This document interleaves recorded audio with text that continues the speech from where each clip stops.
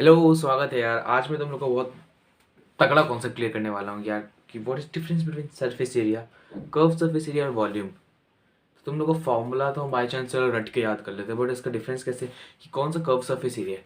यहाँ पे सपोज एक शेप दिया हुआ है ना, ये ऐसा करके एक सिलेंडर है, उसमें हमारा एक ट्रायंगल है ना। अब हम लोग को बताना है इसका कर्व सरफेस एरिया। तो कभी कभी कुछ बच्चों को डाउट होता है, मे बी आपको भी हो, कि हमें इस वाले एरिया को, इस वाले एरिया, ये वो, ये सब डाउट है। इसको एकदम क्लियर, हाँ चलो परे, इसको एकदम क्लियर करने वाले हैं बिना किसी देरी के।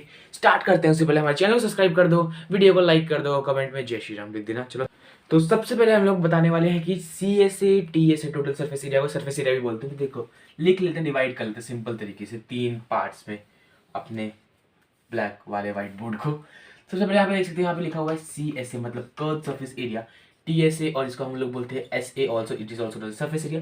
वॉल्यूम जैसे ज़्यादा डाउट नहीं होता, वॉल्यूम सिंपल सा है कि उसका एरिया कितना है। तो मेन हमारा यही दो है, हम लोग वॉल्यूम को कंसीडर करके चलते हैं। Now let's talk about what is curve surface area. What is curve surface area? Curve already लिखा हुआ कर्व सरफेस एरिया, इसको हम लोग lateral surface, yes lateral surface area भी बोलते हैं, LSA। ये पर्टिकुलरली लाइन वाले के लिए होता है कर्व सरफेस एरिया। कोन के लिए हुआ है, इस पे कर्व बना हुआ है, हेमिस्फीयर कर्व बना हुआ है। और किसके लिए होता है? हाँ स्पेयर, हाँ ये सब तो बोल दिया ना, हाँ सिलेंडर के लिए। तो इसमें ये सब भी हमारे यूज होते हैं ना। डिस्कस करते हैं इन तीनों या फिर मेनली दोनों में डिफरेंस। चलिए स्टार्ट करते हैं। सबसे पहले कर्व सरफेस एरिया। अब एक कोई सा भी पर्टिकुलर शेप उठाते हैं, लेट्स टेक सिलेंडर, सबसे इजी एग्जांपल था। उसके बाद स्पेयर जो बहुत ही डाउट क्रिएट करता है बट बहुत ही अच्छे से क्लियर करने वाला है उसको। सबसे पहले हम लोग यहाँ पे एक सिलेंडर ले लेते हैं। चलो, यहाँ पे भी ले लिया एंड यहाँ पे भी ले लिया। जस्ट इमेजिन, इसमें आप कितना पार्ट टच कर सकते हो। अगर एक क्लोज्ड आपके पास राइट सर्कुलर सिलेंडर रखा हुआ है तो आप इसमें कितना टच कर सकते हो। सपोज एक सिलेंडर है तो इसमें क्या टच कर पाएंगे आप? ऊपर का टॉप, साइड का जो होगा पूरा राउंड राउंड, और नीचे का टॉप। मतलब 2R तो कंफर्म है। हमें पता है कि ऊपर नीचे का भी टच कर पाएंगे। और हमें इसका तो पता है, हमें आपको पता होगा सी से क्या होता है, 2πRH होता है ना। और हम लोग R और R, तो इसका एरिया क्या होता है? πr²। तो 2πr² ऐड कर देते हैं हम लोग इसमें, 2πr²। ठीक है, अब मैंने बात कर ली यहाँ पे।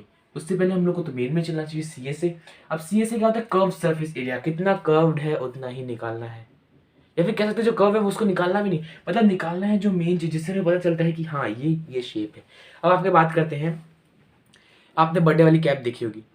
बर्थडे वाली कैप कौन है? अगर उसका अंदर से देखिए खोखला है, नीचे वाले एरिया को हम इंक्लूड नहीं करेंगे तभी हम बता सकते हैं कि हाँ वो कौन है। वैसे ही अगर सिलेंडर में अगर हम लोग इन दोनों सर्कल्स को इंक्लूड ना करें, एक हॉलो सिलेंडर बना दें जिसमें ऊपर और नीचे का एरिया ना इंक्लूड करें, तब भी हम बता सकते हैं कि हाँ कि वो भी एक सिलेंडर है। बट अगर मेन पार्ट क्या है, इन दोनों लाइन्स मतलब कर्व वाले को हटा दें तो एक सर्कल बन जाएगा ये तो इसको हम देख के नहीं बता सकते कि ये क्या है, एक सिलेंडर है। तो हम लोग मेन पार्ट को यहाँ पे हम लोग लेते हैं। तो यहाँ पे मेन पार्ट क्या है? ये कर्व्ड है। हमें 2πr² नहीं लेना है, 2πRH ही लेना है। और वॉल्यूम तो पता ही है, वॉल्यूम कितनी एयर भरी होगी। मैं फॉर्मूला डिराइव नहीं कर रहा हूँ, बोलोगे फॉर्मूला डिराइव करा, मैं आपको डाउट क्लियर करना हूँ between C S A, L S A मतलब टी एस ए। ठीक है, वॉल्यूम बात करते हैं, दैट इज πr²। कोई डाउट ही नहीं होगा, होना ही नहीं चाहिए। ठीक है, मतलब कितना, जितना मेन पार्ट हम टच कर सकते हैं, lateral surface area, curve surface area, total surface area जितना भी टच कर सकते हैं। एक और मस्त सिलेंडर से लेके चलते हैं। उससे पहले मैं आपको एक और डाउट क्लियर करूंगा स्पेयर वाले का। उसके बाद हम लोग सिलेंडर का एक बहुत ज़्यादा बहुत खतरनाक कॉन्सेप्ट क्लियर करने वाले हैं, जो मे बी आपको आगे हेल्प करे और मे बी 10th क्लास में भी हेल्प कर सकता है। स्पेयर लेते हैं, हेमिस्फीयर दोनों लेते हैं। इट इज स्पेयर, स्पेयर ऐसे ही बनेगा ना, 2D डायमेंशनल, एंड ये हो गया हमारा हेमिस्फीयर। अब बहुत इमेजिन करना है आपको। अगर आपको स्पेयर लेना है कर्व सरफेस एरिया, मैंने बोला जो मेन पार्ट, भाई कैसा भी करो गोला तभी दिखेगा जब उसका पूरा पार्ट होगा। तो कर्व सरफेस एरिया में पता है, टोटल सरफेस एरिया पता है। टोटल सरफेस क्या है? हमें तो ये भी पता है कि क्यों होता है। हमें ये पता है ना कि दोनों का टीएसए और सीएसए इक्वल होता है। क्या होता है? 4πr²। इसका क्या होता है? अभी चलो इसको डिस्कस करते हैं। अब दोनों का ये तो सीएसए भी है, टीएसए भी है। सीएसए मतलब थोड़ा कम होता है, टीएसए ज़्यादा। बट सर स्पेयर के मामले में ऐसा नहीं होता, बिल्कुल नहीं होता। क्यों? क्योंकि ध्यान से देखो, इसमें हमें अगर स्पेयर बनाना है तो हमें पूरा पार्ट टच करना पड़ेगा, तभी हम बता सकते हैं। ऐसा नहीं कि यहाँ से दो गोले काट दो तो हम बोलेंगे ये स्पेयर है, नहीं, पूरा रहेगा तभी स्पेयर होगा। उसके बाद टीएसए की बात करें तो TSA total surface area, total जितना है सारा है ना। और सरफेस एरिया भी बोलते हैं, याद रखना, कुछ लोग गलती करते हैं, सरफेस एरिया होता है टोटल सरफेस एरिया ही होता है। उसके बाद चलते हैं हम लोग यहाँ पे हेमिस्फीयर, ये डाउट क्लियर हो गया होगा आपका। नेक्स्ट आता है हेमिस्फीयर। अब हेमिस्फीयर में हल्का सा डाउट है, ज़्यादा नहीं बट स्टिल क्लियर करते हैं। क्या है यहाँ पे, अब यहाँ पे हम देखेंगे इसका कर्व सरफेस एरिया होता है हमारा 2πr², और इसका टी से होता है 3πr²। Very very very clear है। कैसे, अभी हम इसको 4πr ले रहे हैं। क्या हम लोग एक स्पीयर को ऐसा एज्यूम करते हैं कि जो एक सर्कल, दो सर्कल, तीन सर्कल, चार सर्कल को जोड़ के एक बड़ा सा स्पीयर, तो उसका एरिया मतलब बाहर का पार्ट हम लोग टच कर पा रहे हैं, तो उसको हम लोग एरिया ले लेते हैं 4 सर्कल का जोड़ के। इसमें बोले हैं अगर हम लोग आधा करेंगे तो हम तब ले सकते हैं 2πr²।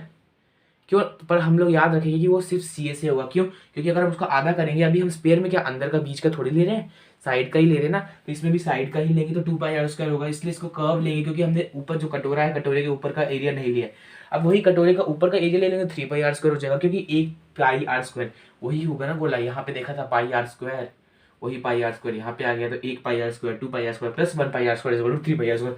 इससे हमारा एक और डिराइव हो जाता है फॉर्मूला। इसके अगर हम लोग इसकी बात करें क्या, वॉल्यूम की, तो हमें ये पता है इसका वॉल्यूम इसका दुगना होगा, नीचे वाले का मतलब हेमिस्फीयर का वॉल्यूम स्पेयर के आधा होगा जस्ट। तो इसका वॉल्यूम एक बार याद कर लो क्या है, 4/3 πr³ नहीं हो रहा है तो सिंपल सा तरीका है πr³ πr², एक बढ़ा देना पावर और 4/3 लगा देना। क्या 4 यहाँ का ऐसे करके एज्यूम कर लो, और इसका 3 आएगा मेन, और इसका आधा हो जाएगा मतलब 4/3/2, और 2 ऊपर चले जाएगा, यहाँ आ जाएगा, मल्टीप्लाई बाय 2 हो जाएगा, क्या हो जाएगा 2/3, इसका जस्ट आधा πr³